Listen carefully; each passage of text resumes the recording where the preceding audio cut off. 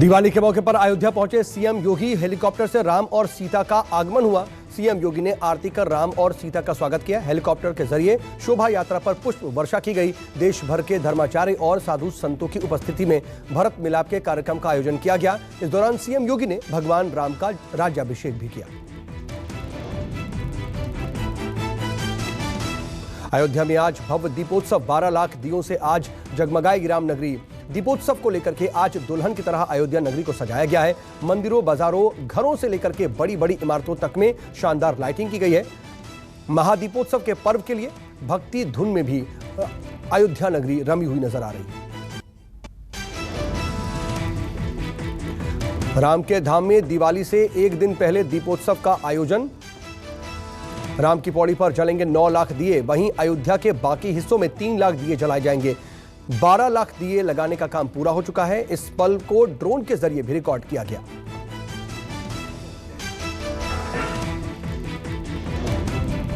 दिए 9 लाख दिए तो हमारे वहां पर होंगे नदी के तट पर, और 3 लाख दिए जो हैं विभिन्न धार्मिक स्थलों पर जो मंदिर और मठ हैं वहां पर जलेंगे। ये हर साल होता है, ये चुनाव के दृष्टि से नहीं है। ये हर साल यहाँ पर इस प्रकार के कार्यक्रम का आयोजन होता है। दीपोत्सव पर्व से पहले पूरी अयोध्या रामधुन में डूबी हुई नजर आ रही है। सुबह से ही सड़कों पर श्रद्धालु ढोल नगाड़ों के साथ झूमते नजर आए। इस दौरान भगवान राम की झांकियां निकाली गईं। भव्य झांकी में राम सीता को देख करके भक्त निहाल हुए। झांकी को देखने के लिए भक्तों की भारी भीड़ उमड़ी। डिप्टी सीएम दिनेश शर्मा ने अयोध्या के साकेत कॉलेज से भगवान राम की शोभा यात्रा को रवाना किया। झांकी में भगवान राम के पूरे जीवन दर्शन को दिखाया गया। झांकी तमाम रास्तों से होते हुए रामकथा पार्क पहुंची। साकेत कॉलेज में लोक कलाकारों का प्रदर्शन देखने को मिला। कलाकारों ने इस दौरान ढोल नगाड़े बजाए। साथ ही कलाकारों ने देश के अलग अलग हिस्सों की लोक कलाओं को भी प्रदर्शित किया। इस दौरान पूरी अयोध्या राम के रंग में रंगी हुई नजर आई।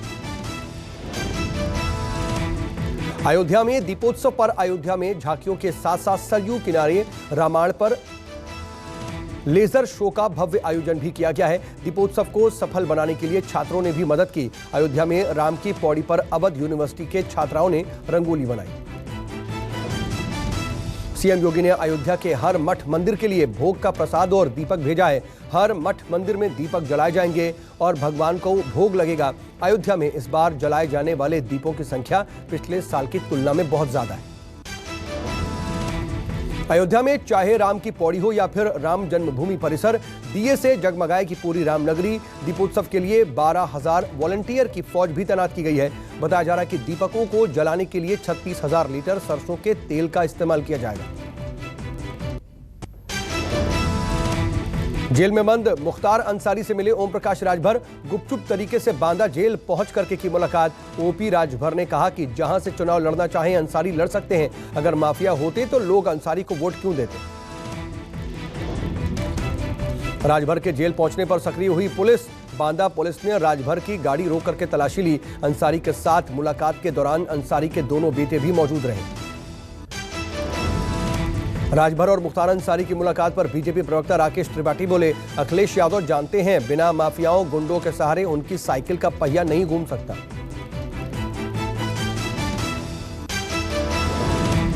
पार्टी ये जानती है कि बिना अपराधियों के, माफियाओं के, गुंडों के आखिरकार उसकी साइकिल आगे बढ़ नहीं सकती है, और इसीलिए पहले मुख्तार अंसारी के परिजनों को शामिल करने का काम किया और अब ओम प्रकाश राजभर के रास्ते से उन्होंने मुख्तार अंसारी के लिए एक रास्ता खोलने का काम किया है।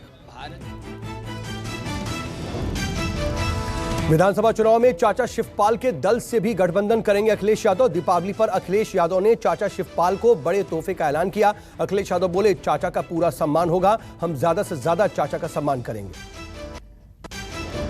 कैप्टन अमरिंदर सिंह ने नई पार्टी पंजाब लोक कांग्रेस का ऐलान किया। पार्टी बनाने से पहले कैप्टन ने 7 पन्नों का इस्तीफा सोनिया गांधी को भेजा। चिट्ठी में कैप्टन ने नवजोत सिंह सिद्धू को अध्यक्ष बनाने पर चिंता जताई। कहा, एक दिन कांग्रेस को पछताना पड़ेगा।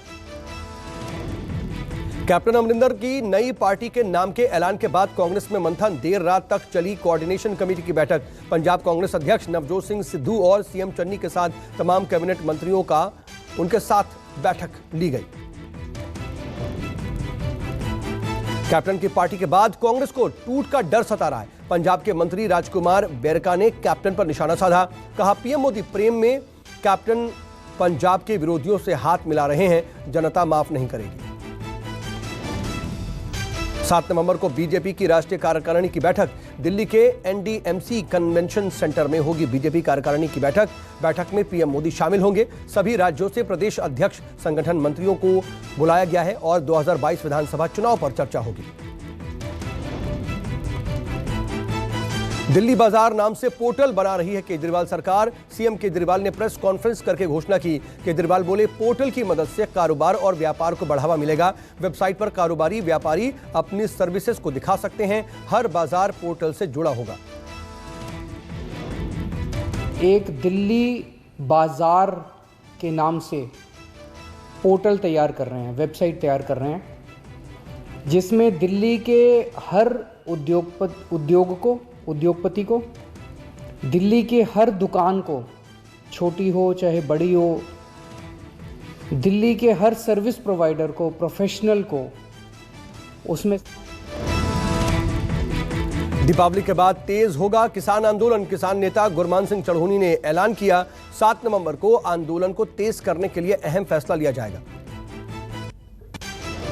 प्रधानमंत्री मोदी के केदारनाथ दौरे से पहले मुख्यमंत्री पुष्कर सिंह धामी केदारनाथ पहुंचे। सीएम ने पुनर्निर्माण कार्यों का जायजा लिया। 5 नवंबर को प्रधानमंत्री नरेंद्र मोदी केदारधाम पहुंच करके आदि गुरु शंकराचार्य की समाधि व प्रतिमा का भी लोकार्पण करेंगे। विदेश दौरे से लौटने के बाद एक्शन में पीएम मोदी। कम वैक्सीनेशन वाले 40 जिलों के डीएम और मुख्यमंत्रियों के साथ पीएम मोदी ने बैठक की। वैक्सीनेशन अभियान को तेज करने के लिए पीएम मोदी का नया मंत्र हर घर दस्तक यानी डोर टू डोर जाकर वैक्सीन लगाने के निर्देश दिए। भारत बायोटेक के कोवैक्सीन को आज डब्ल्यूएचओ से मंजूरी मिल सकती है। कोवैक्सीन पर आखिरी फैसला लिया जाएगा। कोवैक्सीन को ऑस्ट्रेलिया, मॉरिशस समेत 13 देश पहले ही हरी झंडी दिखा चुके हैं। दिवाली की शॉपिंग में उमड़ी भीड़ ने कोरोना संक्रमण को लेकर के चिंता बढ़ाने वाली तस्वीरें दिखाई हैं। दिल्ली, नोएडा के बाजारों में ना तो लोग मास्क पहन रहे हैं और ना ही सोशल डिस्टेंसिंग का ही पालन हो रहा है। देश में पिछले 24 घंटे में कोरोना के 12,830 नए मामले सामने आए। 446 लोगों की मौत। 24 घंटे में 14,159 लोग ठीक हुए। सक्रिय मरीजों की जो संख्या है वो 1,51,000 पहुंची।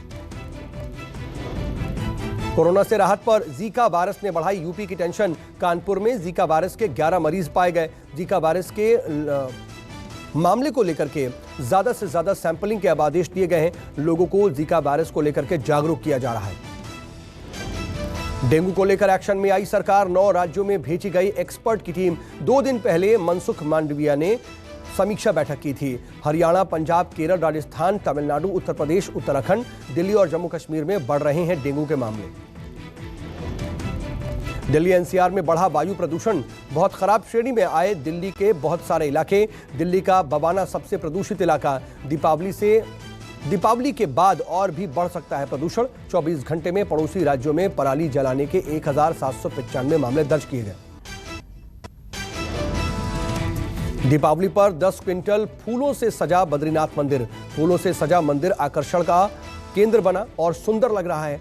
दिवाली के अवसर पर बद्रीनाथ मंदिर में भगवान कुबेर और मां लक्ष्मी का विशेष पूजा अर्चना उनकी की जाती है। प्रयागराज में हनुमान जयंती के मौके पर भारी तादाद में लेटे हनुमान मंदिर पहुंचे श्रद्धालु। मंदिर में भक्तों ने पूजा की। श्रद्धालुओं ने निकाली हनुमान शोभा यात्रा। शोभा यात्रा के दौरान झूमते नजर आए श्रद्धालु। पुंछ में भारतीय सेना के जवानों की अनोखी दिवाली। मंदिर, मस्जिद, मदरसों और गुरुद्वारों में मिठाइयां बांट करके दिवाली की शुभकामनाएं दी। जवानों ने दिया आपसी भाईचारे का संदेश।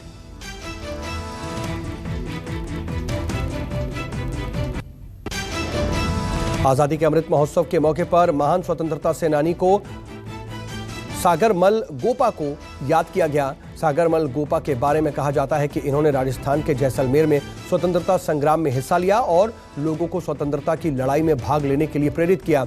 1921 में सागरमल गोपा ने गांधी जी के असहयोग आंदोलन में हिस्सा बनकर के अंग्रेजों के खिलाफ अलख जलाई और 1986 में भारत सरकार ने सागरमल के उल्लेखनीय कार्यों को देखते हुए उनके सम्मान में डाक टिकट जारी किया। लखीमपुर हिंसा मामले में मुख्य आरोपी आशीष मिश्रा की जमानत पर सुनवाई टली। आशीष मिश्रा की जमानत अर्जी पर अगली सुनवाई 15 नवंबर को होगी। आशीष मिश्रा को लखीमपुर हिंसा मामले में 9 अक्टूबर को गिरफ्तार किया गया था।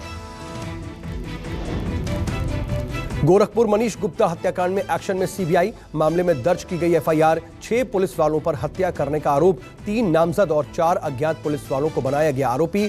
सीबीआई ने रिपोर्ट दर्ज कर शुरू की जांच।